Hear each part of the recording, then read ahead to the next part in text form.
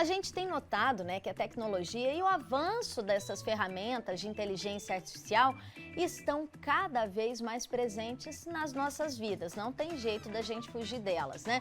Porém, é necessário entender com cautela qual a contribuição efetiva e a função que essas inteligências vão desempenhar nas nossas vidas.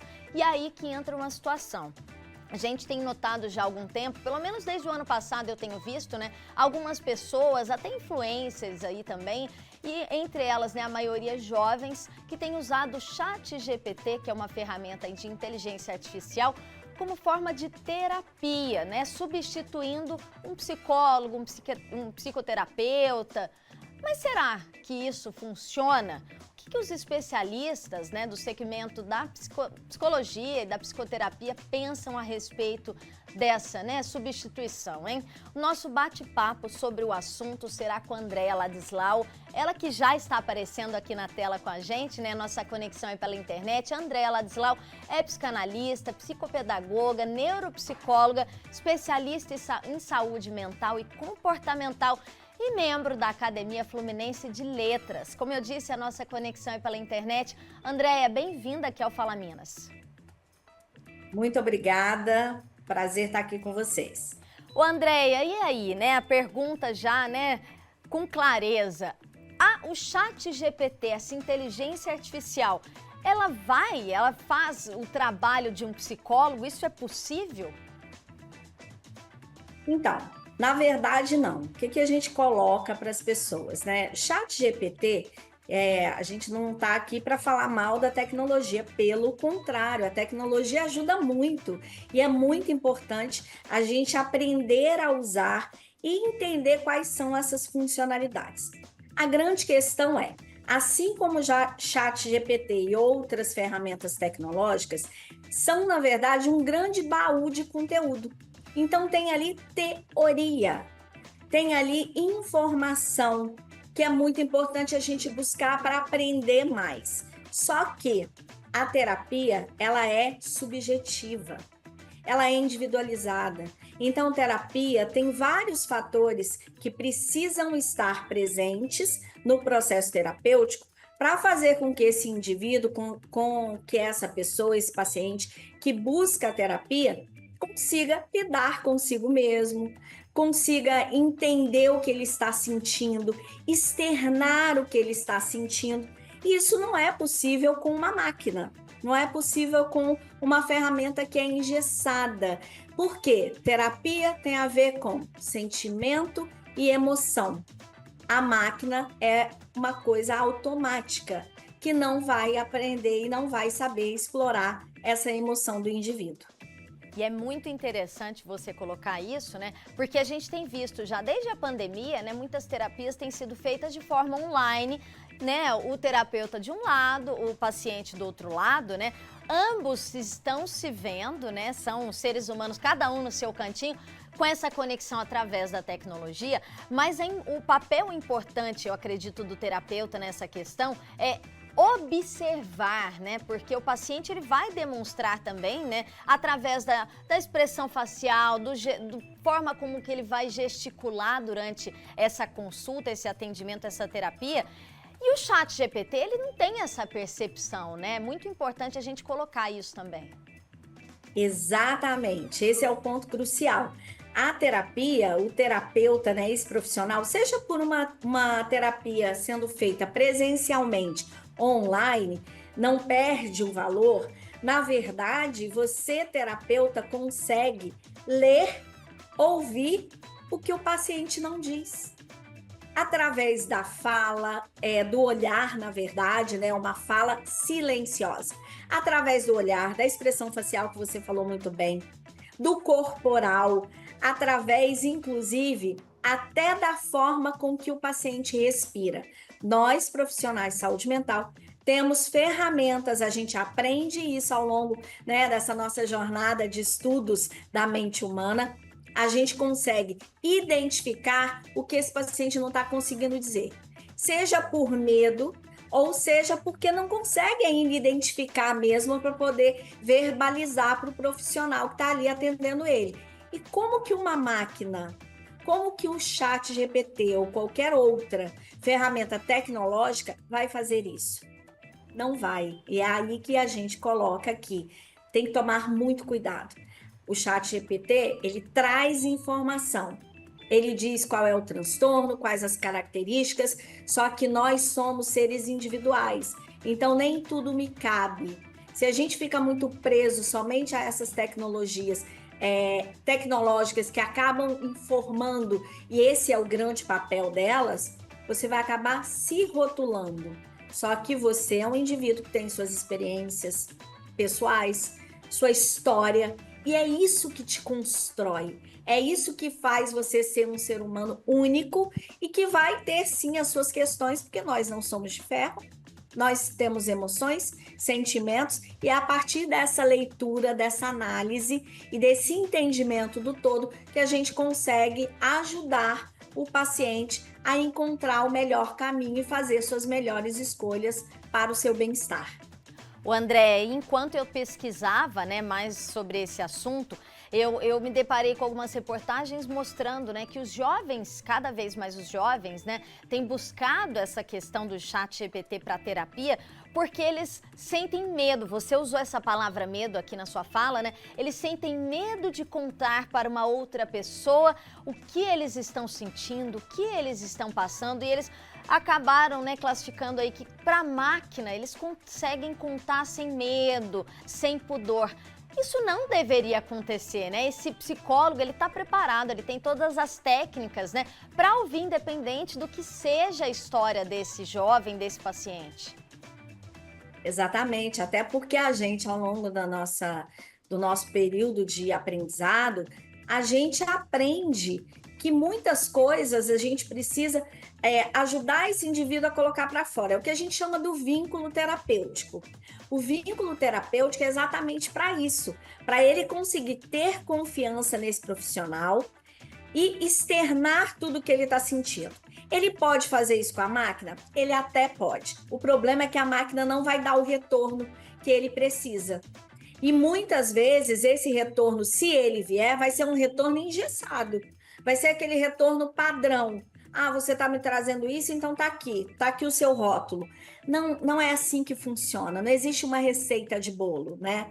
Até tem uma outra questão que é importante a gente colocar, é o mesmo jeito que muitas pessoas falam assim, não vou fazer terapia porque eu vou na mesa do bar e aí eu desabafo com meu amigo e aí eu me esvaziei e tá tudo certo. Ok, só que muitas vezes desabafar com o seu amigo vai colocar no processo impressões, sensações, experiências que são particulares dele e que nem sempre se encaixam a você. Por quê? De novo, somos seres individuais e temos experiências únicas. O que cabe para um, nem sempre vai caber para outro. O profissional de saúde mental, ele sabe exatamente separar isso e entender dentro das questões que você está trazendo, onde estão os seus gargalos, os seus gatilhos, e vai te ajudar a enxergar isso para que você consiga viver melhor e ter até relações pessoais melhores. E é claro, né, a gente não está falando mal da tecnologia. Eu achei muito bom você começar a sua fala, né? A gente não está falando mal, até porque as coisas estão caminhando justamente para situações cada vez mais tecnológicas, mais interação com a inteligência artificial ali, né, no nosso dia a dia. Mas o algoritmo, né, ele não vai conseguir, né, acompanhar ali fazer um acompanhamento psicológico de forma emocional, até de forma, né, afetiva. Ele não vai conseguir acolher. Pelo menos, né, eu estava até conversando com a Michelle Miak aqui sobre o assunto antes da gente começar o programa. A gente acredita que pelo menos não por agora. Pode ser que daqui 20, 30, 50, 100 anos, né, exista sim a possibilidade da máquina já sentir, ter sensação, ter sentimento, conseguir, né, ter isso. Mas por enquanto, esses algoritmos não vão conseguir expressar isso. Tudo é possível, né? A gente não sabe. O mundo está evoluindo de forma muito rápida, mas é muito importante a gente elencar quais são os pontos principais de uma terapia. Sabe qual é um dos maiores? A escutativa. Escutar o que o paciente não diz, escutar com a intensidade que é necessária, acolher e devolver isso sempre com a emoção e o sentimento em primeiro lugar. E é aí exatamente o que você colocou. A máquina hoje não consegue construir todos esses elementos para entregar para essa pessoa que está buscando uma ajuda, porque eu entendo também que quem vai lá no chat GPT fazer terapia, né, entendendo isso como uma oportunidade, ou vai no profissional de terapia que é o adequado, num psicólogo, psicanalista ou num psiquiatra, essa pessoa está buscando ajuda, essa pessoa está em sofrimento e precisando de informações e precisando de respostas. Mas entendam, a resposta não é engessada. A resposta, ela é individual e é a partir do que você está sentindo, a partir das suas experiências. E às vezes uma situação que aconteceu há muito tempo atrás virou um trauma e nem você sabe que aquilo é um trauma e está lá guardadinho no seu inconsciente. A gente precisa trabalhar isso, tirar da caixinha do inconsciente para conseguir fazer com que você não vivencie mais aquilo ou que aquilo não traga mais dor e você consiga ter uma vida aí mais equilibrada. Ô Andréia, e quais os riscos, né, principalmente para esses jovens que a gente vê cada vez mais, né, com a cabeça afundada no celular ou no computador, quais os riscos para esses jovens que estão, né, entre aspas, né, apelando aí para essa terapia por chat GPT?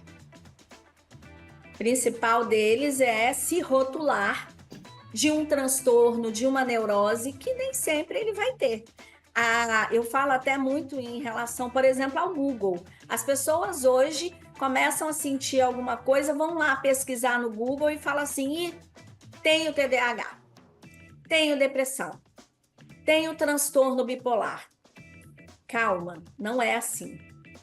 Para que a gente consiga chegar a um diagnóstico adequado e correto, leva tempo. Então, ler lá não quer dizer que você tenha aquela situação. Infelizmente, a gente também vê hoje que os jovens e muitas pessoas buscam essas ferramentas tecnológicas porque estão em busca de um rótulo. Elas querem se rotular para dizer para o outro: eu tenho depressão, eu tenho TDAH.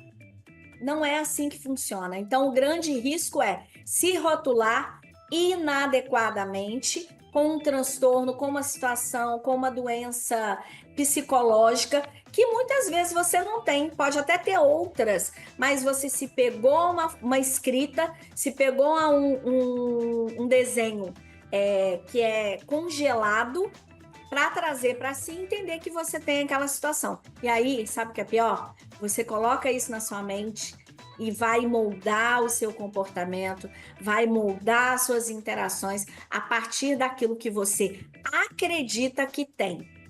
E muitas vezes não é. O André, e aí, né, a gente pode pensar, não existe um molde, né, para os transtornos mentais, né, ansiedade, depressão. Cada um vai manifestar, né, essas situações de uma forma, você já bem disse, né, individualizada, e cabe a um profissional qualificado, né, psicólogo, psicoterapeuta, um psiquiatra, analisar, né, a melhor forma dessa pessoa ou deixar, né, esse quadro ou tentar conviver de uma forma mais saudável, né? Exatamente. Por isso que é tão importante a gente ter esse cuidado. A terapia, gente, ela é muito importante. Eu costumo dizer que a gente não tem que buscar terapia só quando a gente acha que tem um problema. A gente precisa buscar terapia para se autoconhecer. A partir daí, suas relações vão ficar mais fáceis. Você vai entender o que te faz bem, o que não te faz bem, quais os seus limites, quais os limites do outro, até onde você consegue ir sem sofrer, o que não cabe na sua vida, onde você não cabe, o que você não quer mais para você. Mas isso você só descobre quando você começa a aprender a lidar consigo mesmo. E o profissional de saúde mental, ele tá ali para te ajudar, ele não te dá o caminho, de jeito nenhum, mas ele vai pegar na sua mão e junto com você vai passando por esses desafios que você vai apresentando, e aí o autoconhecimento se constrói.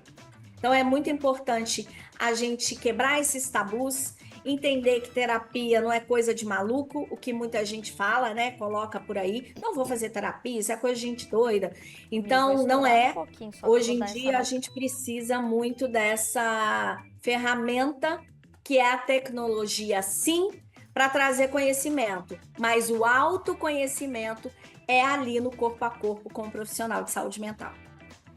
É humanizado, isso ainda não cabe às máquinas, né? Andréia Ladislau, muito obrigada por estar aqui com a gente no Fala Minas hoje, viu? Obrigada a vocês, sempre à disposição. É isso, gente. Então fica em alerta aí, tá bom?